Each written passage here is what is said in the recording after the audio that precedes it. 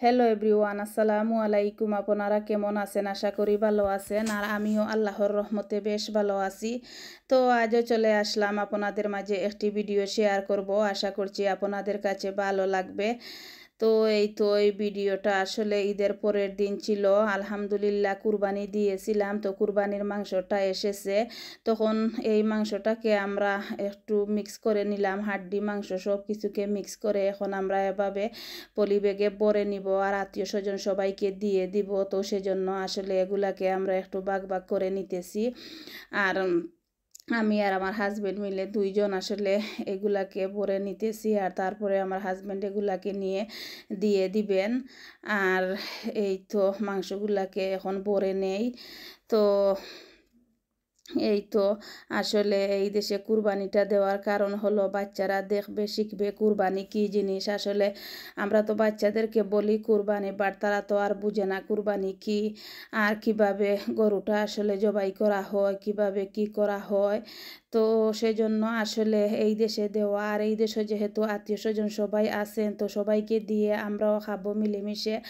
আর আসলে বাংলাদেশেও কুরবানিটা দিয়ে দেয়, তো বাংলাদেশে আসলে গরিব মিসকিন সবাই আছেন, তো সবাইকে আসলে দিয়ে দিবেন। আর এই দেশে আসলে আত্মীয় স্বজন সবাইকে আমরা দিয়ে দিব, পাড়া প্রতিবেশী যারা আছেন তাদেরকে নিয়ে আসলে আমরা কুরবানির মাংসটা খাই। আর আসলে এই দেশে দিলেও অনেক ভালো লাগে কুরবানিটা।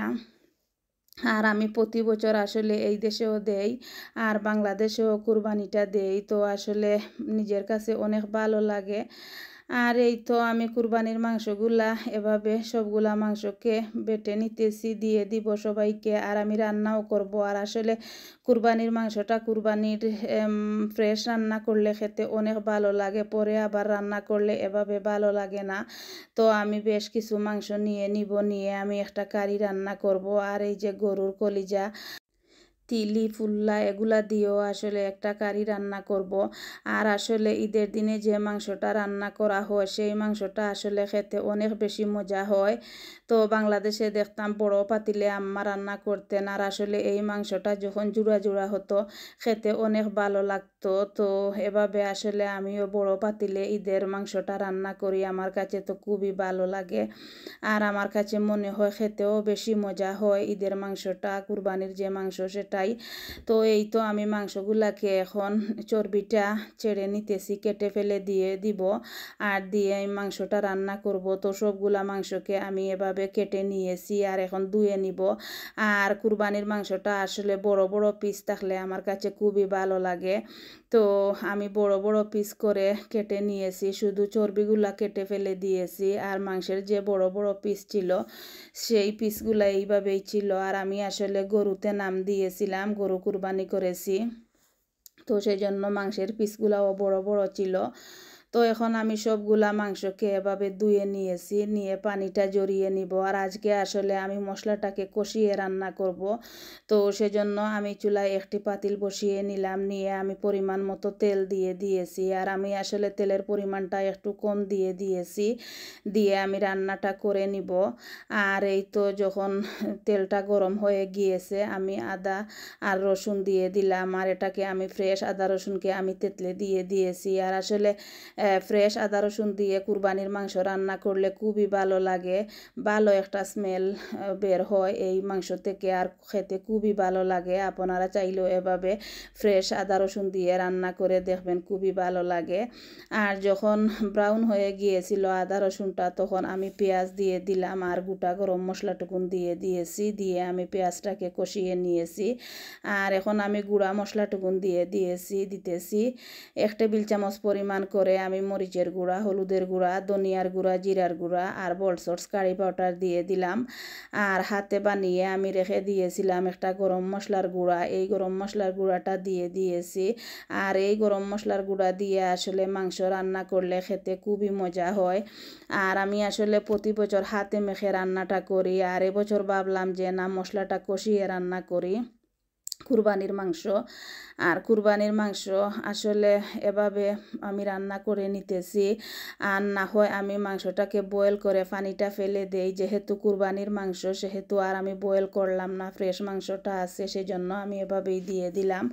আর না হলে আসলে আমি সব সময় আমি মাংসটাকে জাল করে পানিটা ফেলে দেই, তারপরে রান্নাটা করে নেই।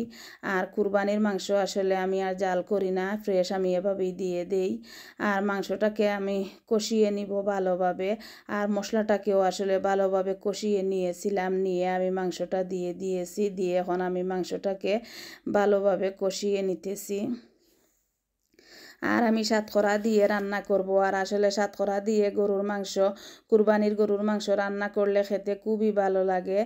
আর এই তো মাংসটা ভালোভাবে কষানো হয়ে গেছে, এখন আমি জুলের পানিটা দিয়ে দিব। আর জুলের পানিটা দিয়েও আমি ভালোভাবে জাল করে নিব, তো রান্নাটি হয়ে যাবে। তো ভিউয়ার্স, আপনাদের কাছে যদি আমার ভিডিওটি ভালো লাগে তাহলে একটা লাইক দিবেন, আর একটা লাইক দিয়ে আমার ভিডিওটি দেখা শুরু করবেন প্লিজ। আর আপনারা যারা আমার চ্যানেলটি সাবস্ক্রাইব করেছেন, আমার পাশে আছেন আর আমাকে সাপোর্ট করতেছেন, সেজন্য আপনাদেরকে অসংখ্য অসংখ্য ধন্যবাদ।